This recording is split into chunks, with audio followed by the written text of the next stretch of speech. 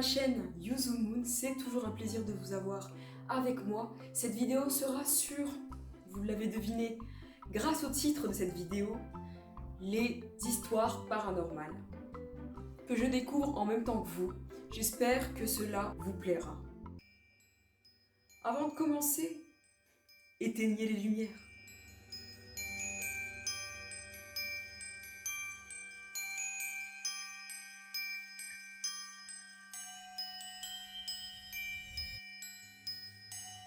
Nous allons commencer cette vidéo avec une célèbre histoire qui s'appelle Le fantôme d'Amityville. Je pense que ça fait rappeler pas mal de films d'horreur qui sont sortis au cinéma.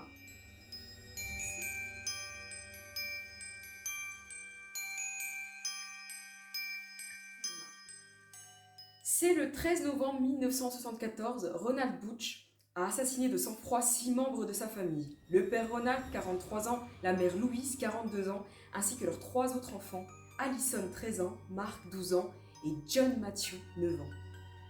La tragédie s'est déroulée au désormais célèbre 112 Ocean Avenue à Amityville. Un an plus tard, la famille Lutz acheta la maison du fait de son prix bas. Bah oui, pourquoi pas, quand une maison a un prix bas, pourquoi pas. Mais George et Cathy Lutzy n'y habitèrent finalement que 28 jours suite à une série de faits paranormaux. Un chien suicidaire, des demi-têtes de démons apparaissaient dans des endroits de la maison, des empreintes de sabots fourchus dans la neige, des objets en léviation. Ed et Lorraine Warren, un couple de la Société pour la recherche psychique de la Nouvelle-Angleterre, reconnu par l'Église, ce sont les héros des films Conjuring, pour les connaisseurs de films d'horreur, et vrai, se sont rendus dans la maison pour se rendre compte des phénomènes, à la demande du juge qui souhaitait statuer sur l'état mental de Ronald Butch, qui criait à l'emprise du démon. Dès leur arrivée dans la maison du diable, donc Amityville, ils y ont senti une atmosphère très sombre. Pendant que Lorraine, la médium, essaya de rentrer en contact avec des esprits de la maison hantée, un membre de l'équipe se serait évanoui et 2 autres auraient eu de sérieuses palpitations. La photo a été prise par un ami de la famille Lutz et les Warren ont soutenu que cette photo était paranormale, car il n'y a pas d'enfant dans la maison. De plus, la ressemblance avec un fils d'Ephéo y est très frappante. Cette histoire est à ce jour l'une des plus mystérieuses et les plus médiatisées des histoires paranormales au monde, avec le cas de la maison hantée de Enfield en Angleterre, résolu par les Warren. C'est le cas suivant. Moi, cette histoire, je la connaissais déjà. Mais cela n'empêche pas de la partager avec vous. Ça fait toujours plaisir. Je ne sais pas ce que vous en pensez d'Amityville.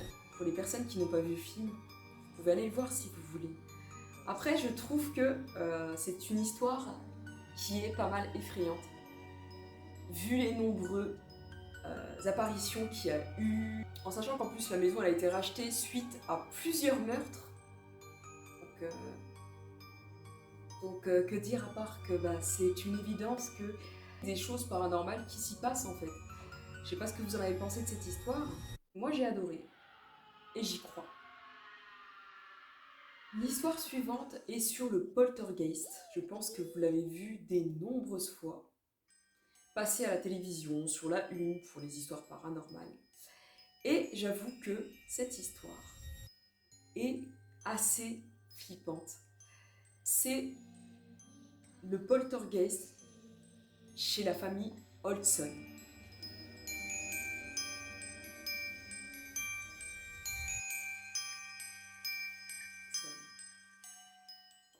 C'est en 1977 et 1979, la famille Hodgson aurait été victime d'un poltergeist au sein de leur maison, d'un quartier de Enfield en Angleterre.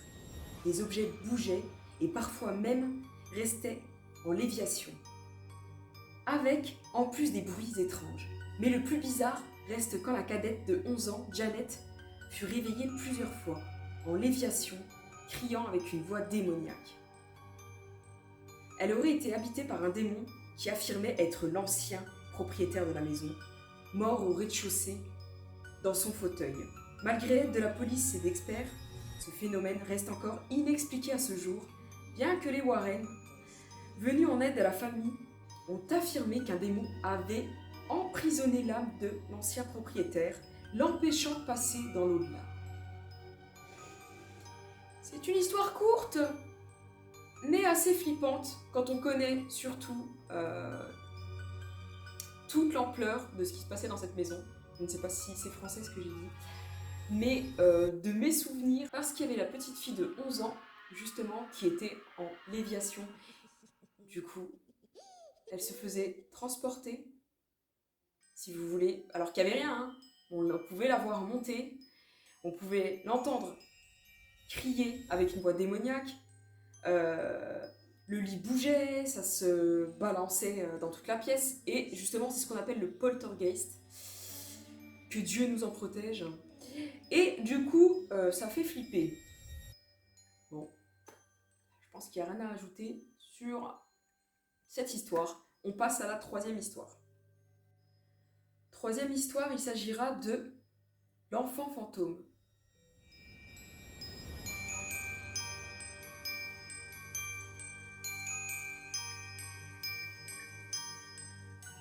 En 1946, Madame Andrews se rend dans un cimetière de Queensland, en Australie, pour y déposer un gerbe sur la tombe de sa fille, décédée à l'âge de 17 ans. Elle a ensuite pris une photographie de la pierre tombale avant de se rendre compte d'une mystérieuse apparition. Après le développement de la photo, un enfant est apparu sur le cliché, alors que Madame Andrews affirmait qu'il n'y était pas lors de la prise de sa photo. Un mystère, surtout quand on sait qu'à cet endroit, de nombreux enfants y sont enterrés. Les experts n'ont pas pu expliquer ce phénomène. Bon, je vais vous partager la photo, évidemment, de cette petite fille, de ce cliché qui a été pris par cette Madame Andrews, qui a perdu sa fille à l'âge de 17 ans, comme vous l'avez compris. Et paraît-il qu'avant elle, il y avait pas mal de petits enfants qui ont été enterrés. Alors, trucage ou pas, je ne pense pas. Mais n'hésitez pas à me dire dans vos commentaires ce que vous en avez pensé de cette histoire. Courte et un peu effrayante tout de même. L'histoire suivante concernera l'étrange sanatorium de Waverly Hills. L'histoire de ce sanatorium.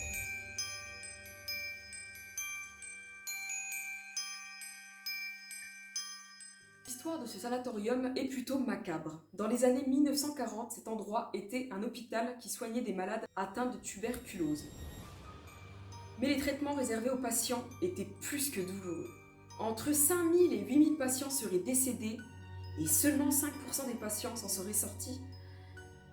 Les méthodes engagées n'étaient pas franchement recommandées et les patients subissaient des traitements plus que douteux.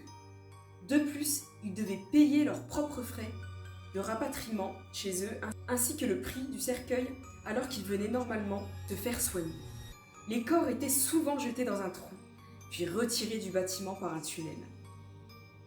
Beaucoup disent que l'esprit des patients erre toujours dans les couloirs. L'histoire la plus terrifiante concerne l'infirmière Mary Lee, qui a contracté la maladie et qui a été retrouvée pendue dans sa chambre, la 102. Son corps serait resté suspendu une journée sans être enlevé, à la vue de tous les pensionnaires. La photo ci-dessus est Mary Lee sous une forme fantomatique, hantant sans cesse le mur de l'hôpital. Cette histoire fait froid dans le dos et surtout on a beaucoup de peine de voir qu'il y a autant de monde qui était censé se faire hospitaliser et que finalement que 5% de ces personnes survivaient. En même temps en 1940, on peut comprendre les moindres soins qui leur étaient donnés, hélas. Donc pour conclure cette petite histoire, pour moi ça m'étonnerait même pas qu'il y ait tout plein d'esprits, de fantômes qui hantent les lieux. On va terminer cette vidéo avec la dernière histoire, les fantômes de la plantation Myrtle.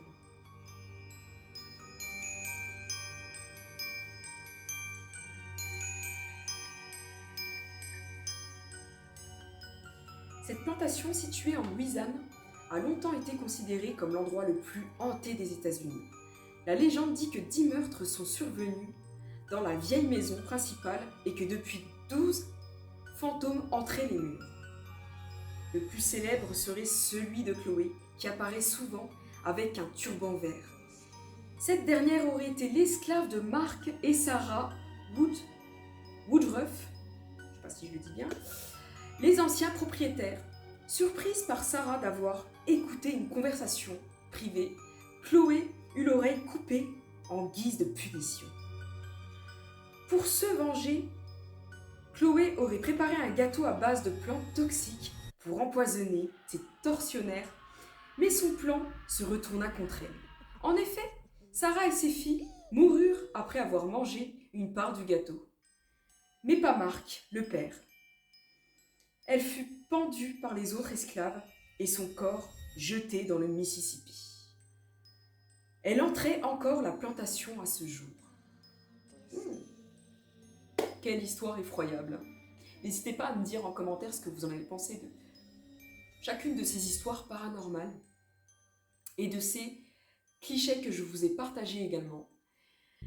Et j'espère vous retrouver pour une prochaine vidéo concernant les histoires paranormales. En attendant, si ce n'est pas fait, je vous y invite à vous y abonner, à liker, à activer la cloche rouge. Et on se retrouve très vite, mes petits citrons, je vous embrasse très fort. Faites attention à vous. Ciao, ciao!